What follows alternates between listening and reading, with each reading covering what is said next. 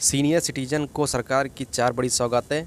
भारत में senior citizen यानी कि वरिष्ठ नागरिकों की संख्या हर साल तेज़ी से बढ़ रही है। जैसे-जैसे उम्र बढ़ती है वैसे-वैसे बुजुर्गों की आर्थिक स्वास्थ्य और सामाजिक सुरक्षा की ज़रूरत भी बढ़ रही है। आज के समय में जब महंगाई और लाइफ़स्टाइल में बदलाव हो रहा है, ऐसे में बुजुर्गों के लिए सरकार की मदद बहुत ज़रूरी होती जाती है। इसी को ध्यान में रखते हुए केंद्र सरकार और राज्य सरकार हर साल नई-नई योजनाएँ और सुविधाएँ लाती है, जिसमें बुजुर्गों को सम्मानजनक और सुरक्षित जीवन मिल सके।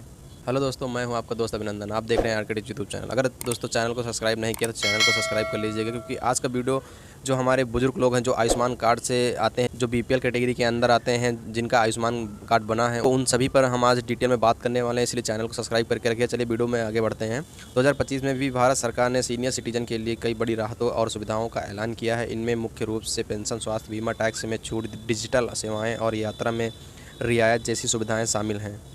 इन योजनाओं का उद्देश्य बुजुर्गों को न सिर्फ आर्थिक रूप से मजबूत बनाना, बल्कि उन्हें सामाजिक सुरक्षा और आत्मनिर्भरता भी देना। अगर आपके परिवार में कोई बुजुर्ग है या आप खुद इस कैटेगरी में आते हैं तो ये जानकारी आपके लिए बहुत ज़रूरी हो सकती है, इसलिए वीडियो को पूरा देखिएगा। अगर चैनल पर पहली बार आए तो चैनल को सब्सक्राइब करिएगा। अब जानते हैं इन 4 बड़ी सौगातों के बारे में जो मैंने आपको बताया। Senior citizen saving scheme SSC senior citizen saving scheme Bharat सरकार की सबसे लोकप्रिय स्कीम है, जो बुजुर्गों को सुरक्षित और अच्छा रिटर्न देती है। इस स्कीम में 8.2% वार्षिक ब्याज मिलता है, बैंक FD से ज़्यादा है। इसमें 5 साल की लॉक इन अवधि है और ज़रूरत पड़ने पर 3 साल का एक्सटेंशन भी मिल सकता है। न्यूनतम निवेश इसमें अगर आप जो भी बुजुर्ग लोग करना चाहें तो इसमें 1000 रुपये, अधिकतम निवेश 30 लाख रुपए तक का किया जा सकता है। 2025 के लिए नियमानुसार टैक्स छूट इस स्कीम में निवेश करने पर सेक्शन 80C के तहत टैक्स छूट मिलती है। पात्रता 60 वर्ष या उससे अधिक आयु के नागरिक, कुछ मामलों में 55+ वाले भी रिटायरमेंट के बाद ब्याज भुगतान तिमाही आधार पर सीधा बैंक खाते में आपका पैसा आएगा। इस स्कीम का सबसे बड़ा फ़ायदा यह है कि इसमें सरकार की गारंटी है, यानी आपका पैसा पूरी तरह सुरक्षित है। साथ ही ब्याज दर फिक्स होने से आपको हर तिमाही नियमित आय मिलती रहती है। अब बात करते हैं आयुष्मान की, तो आयुष्मान भारत योजना हेल्थ इंश्योरेंस में बड़ी राहत है। आयुष्मान भारत योजना भारत सरकार की सबसे बड़ी हेल्थ इंश्योरेंस स्कीम है, जिसमें सीनियर सिटीजन को 5 लाख रुपए तक का मुफ्त स्वास्थ्य बीमा मिलता है। कवरेज 5 लाख प्रति परिवार प्रति वर्ष मिलता है। पात्रता 60 वर्ष या उससे अधिक आयु के नागरिक, खासकर BPL कैटेगरी के होने चाहिए। BPL कैटेगरी के BPL परिवार वाले होने चाहिए। सरकारी और प्राइवेट अस्पतालों में मुफ्त इलाज, बड़ी बीमारियों का कवर, मुफ्त दवाइयाँ, ऑपरेशन, ICU और डायग्नोस्टिक सेवाएं। अगर आपका आयुष्मान कार्ड नहीं बना है तो आप नज़दीकी CSC सेंटर पर जाकर, अस्पताल में जाकर भी आप गोल्डन कार्ड बनवा सकते हैं। इस योजना का सबसे बड़ा फ़ायदा यह है कि बुजुर्गों को किसी भी बड़ी बीमारी या मेडिकल इमरजेंसी में अधिक चिंता नहीं करनी पड़ती है।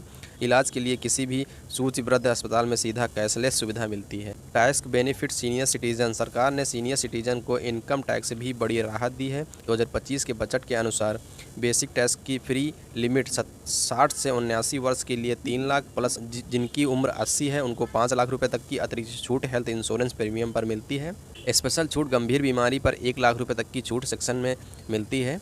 तो ये है आयुष्मान कार्ड की जो फ़ायदे जो मैंने आपको बताया। अगर बात करते हैं TDS लिमिट ब्याज पर, तो TDS की सीमा 1 लाख रुपए तक बढ़ा दी गई है। टैक्स फ्री इनकम कुछ योजनाओं में कुल आय पर 12 लाख रुपए तक की टैक्स फ्री है। इससे सीनियर सिटीजन को टैक्स का बोझ काफ़ी कम हो जाता है, जिससे उनकी सेविंग्स और रिटायरमेंट फंड ज़्यादा सुरक्षित रहता है। पेंशन और डिजिटल सुविधाएँ, सरकार ने पेंशन योजनाओं को और आसान और डिजिटल बना दिया है। अब बुजुर्गों को पेंशन के लिए बैंक या सरकारी दफ्तर के चक्कर नहीं काटना पड़ेगा। इसके लिए जीवन प्रमाण के जरिए घर बैठे डिजिटल लाइफ में सर्टिफिकेट जमा कर सकते हैं, जिससे आपका डायरेक्ट बेनिफिट ट्रांसफ़र के माध्यम से आपके अकाउंट में आपका जो है पेंशन आ जाती है। अब इसमें बात करते हैं आवेदन की प्रक्रिया क्या क्या रहेगी। तो आवेदन करने के लिए अधिकतम योजनाओं के लिए ऑनलाइन आवेदन, ऑफलाइन दोनों तरीके से होते हैं। अगर आपके पास नज़दीकी CSC सेंटर है तो आप वहाँ से करवा सकते हैं, अन्यथा पोस्ट ऑफिस से करवा सकते हैं। ये सरकारी वेबसाइट पर जाकर भी आप कर सकते हैं। और इसमें कौन कौन एलिजिबल हैं, तो आयुष्मान सीमा सामान्य 60 वर्ष या उससे अधिक। तो नागरिकता कहाँ की होनी चाहिए, तो भारतीय नागरिक होना चाहिए। आयु सीमा कुछ योजनाओं में BPL या आय सीमा का प्रावधान, कुछ योजनाओं में विकलांगता या गंभीर बीमारी वाले सीनियर सिटीजन को प्राथमिकता मिलती है।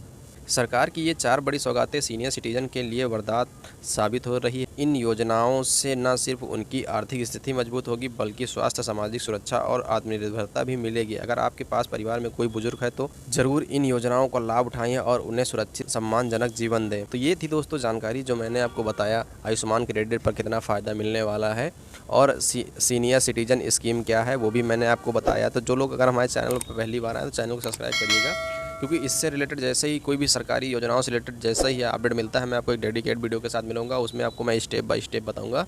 चलिए दोस्तों, मिलते हैं एक नए वीडियो में, तब तक के लिए जय हिंद, वंदे मातरम।